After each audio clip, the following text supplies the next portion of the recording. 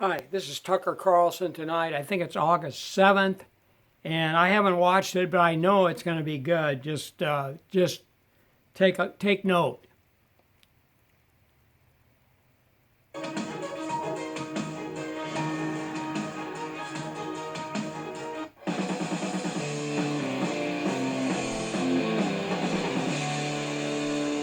Good evening and welcome to Tucker Carlson Tonight. Things have changed so fast, so dramatically this year, that it's hard to remember what a very different country this was on New Year's morning.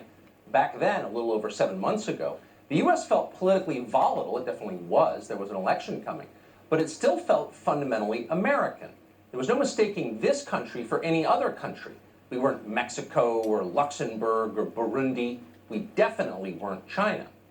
Yes, most of our consumer goods did seem to be manufactured in Asia, but our way of life, our system, our society, seemed to be the very opposite of China's.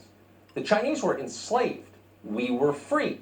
That was the difference, and it was permanent. It would never change. Not 1 in 1,000 Americans doubted that. In January, for example, Dr. Anthony Fauci, at the time not yet a household name, did an interview with the Journal of the American Medical Association to talk about America's response to the Wuhan coronavirus. Fauci explained the authoritarian measures the Chinese government had taken to contain that virus. Then Fauci noted, almost offhandedly, that in America, none of that would be allowed. Watch.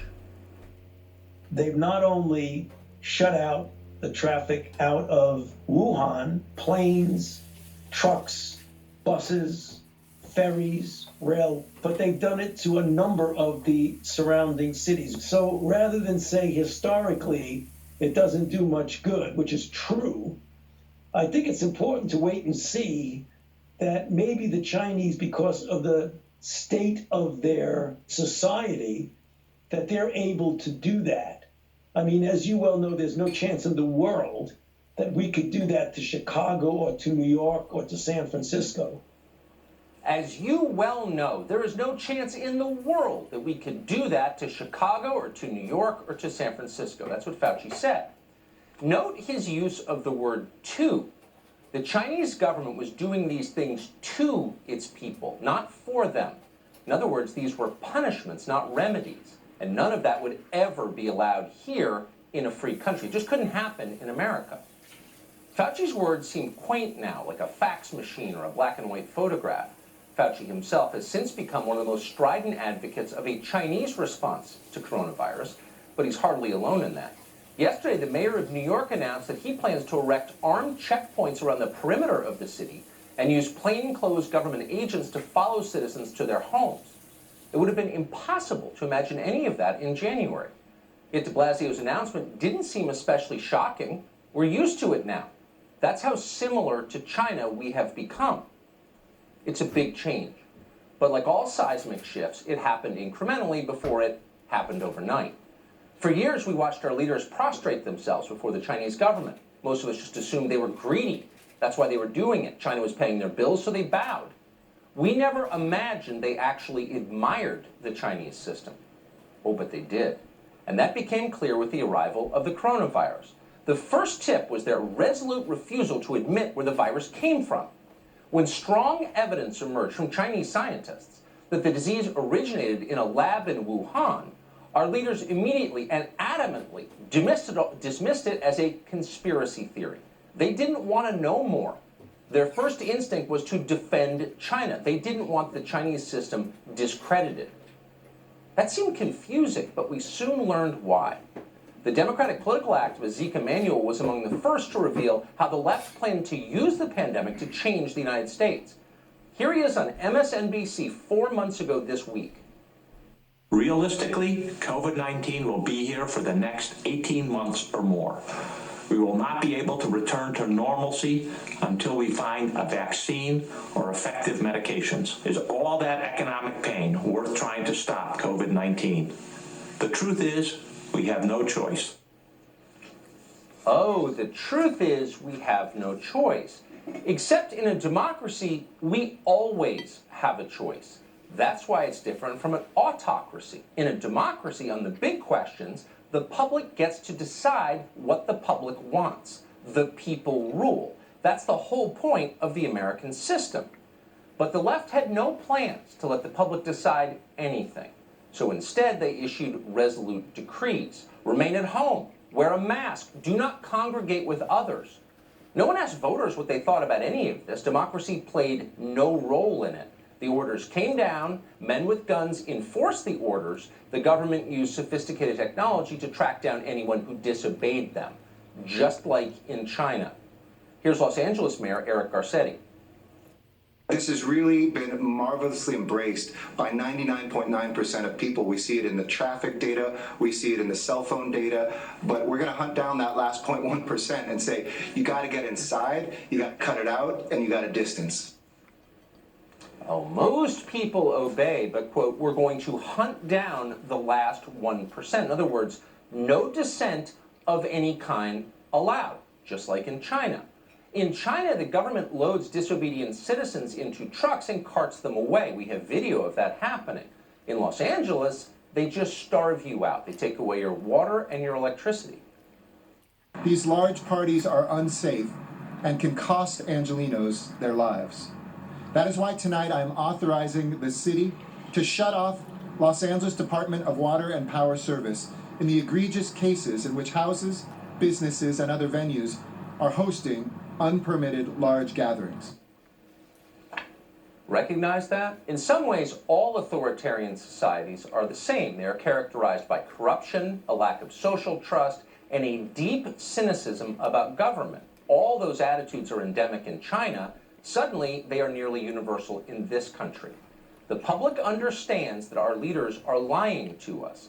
Politicians use lockdowns for political ends. In the name of public health, they reward supporters and they punish their opponents. They're barely hiding this anymore. They've done it since day one, but most of us wrongly assumed that our Bill of Rights would prevent them from going too far. That was our backstop against tyranny, but we were wrong. The Bill of Rights has not prevented them from doing precisely what they want to do. In state after state, governors, for example, have targeted the faithful on the assumption that most traditional Christians do not vote Democrat, therefore they must be punished. Now, banning the exercise of religion is unconstitutional. Obviously, it's a direct violation of the letter and the spirit of the First Amendment. It's never happened before, but they have made it happen. They've done it anyway. As in China, our government has enthusiastically persecuted Christians. Here's New Jersey Governor Phil Murphy explaining.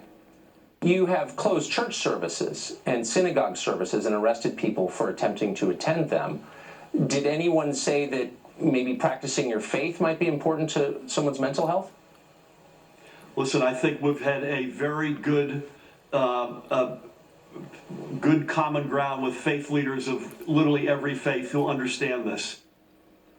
So listen carefully. Governor Murphy says he has reached agreement with those faith leaders who, quote, understand this. He doesn't say anything about the faith leaders who, quote, don't understand this. The leaders who'd instead like to worship their God as the Constitution guarantees they can. There's no common ground for them. They will be arrested just as they are in China. Nor can they fight back. In a free society, self-defense is the most basic right. All other rights rest upon it. Self-defense is illegal in China, and suddenly it's illegal in this country too. The Democratic Party's militia loot stores, deface our cities, attack people with impunity. They are rarely punished for doing it.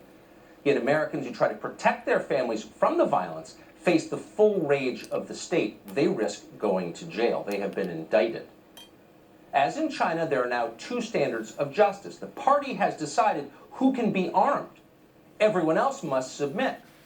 It wasn't always this way in the United States. In fact, until recently, we had a functioning constitution. But anyone who remembers that is a threat to the state. History itself is a threat to the state. In China, there is no history. Like religion, the past is purely a political tool to be shaped by temporal leaders seeking to protect their power. In place of God, the state offers secular cults in which citizens worship party-approved political martyrs. Doesn't sound very American, but suddenly it is. We are here to honor George Floyd. For those who wish to, we will now kneel for our moment of silence.